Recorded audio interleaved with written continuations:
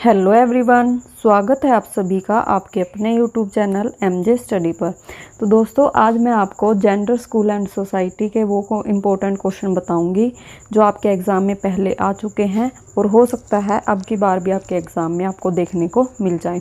तो आपने इन क्वेश्चन को अच्छे से डिटेल में पढ़ना है जो मैं क्वेश्चन बताऊँगी। तो चलिए देख लेते हैं क्वेश्चन को। Describe the historical background of gender issues and also discuss about some landmark social reform movement in the context of gender equality. यानी जो आपका जेंडर इशूज यानी लिंग जो मुद्दे होते हैं उनके ऐतिहासिक पृष्ठभूमि का वर्णन करना है और लैंगिक समानता के संदर्भ में जो ऐतिहासिक सामाजिक सुधार आंदोलन है उनका भी यहाँ पर वर्णन करना है। उसके बाद है what do you mean by gender identity, describe socialisation और practices in family, school and other formal and informal organisation. यानी आपका जो लिंग पहचान है उससे आप क्या समझते हो और आपका जो समाजीकरण है वो क्या होता है, और जो आपके ये परिवार, स्कूल और अन्य औपचारिक और जो अनौपचारिक संगठन हैं वो आपके समाजीकरण और लिंग पहचान में किस तरह से रोल प्ले करते हैं उसके बारे में यहाँ पर वर्णन करना है। उसके बाद है what is gender bias and gender stereotyping, what is are the gender differences prevalent in the society, discuss the role of teacher as an agent of change.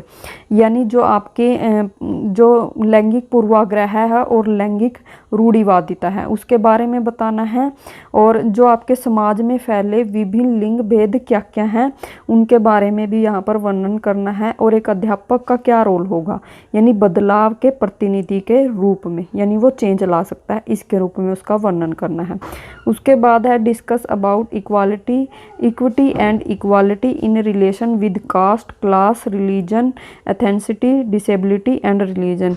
यानी न्याय और समानता के संदर्भ में जो उनका रिलेशन बताना है, कास्ट के साथ जाति होगी, क्लास यानी वो एक वर्ग कौन सा है, रिलीजन एंसिटी यानी धर्म जातीय जो होता है, और जो डिसेबिलिटी यानी किसी भी काम को करने में जो सक्षम नहीं होता है, या फिर रीजन यानी कोई वर्ग होता है, एक क्षेत्र होता है एक स्पेसिफिक, उनके साथ इसका रिलेशन बताना है न्याय और समानता का।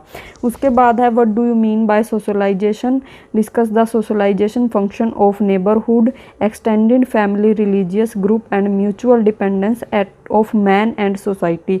यानी आपका जो समाजीकरण होता है उसके बारे में बताना है, और समाजीकरण के कार्य यानी नेबरहुड यानी जो आपके पड़ोस के समाजीकरण कार्य, या फिर विस्तृत पारिवारिक धार्मिक समूह और उसका मनुष्य और समाज की प्रति परस्पर निर्भरता, इसके बारे में भी आपको वर्णन करना है और इनके फंक्शन भी आपको बताने हैं।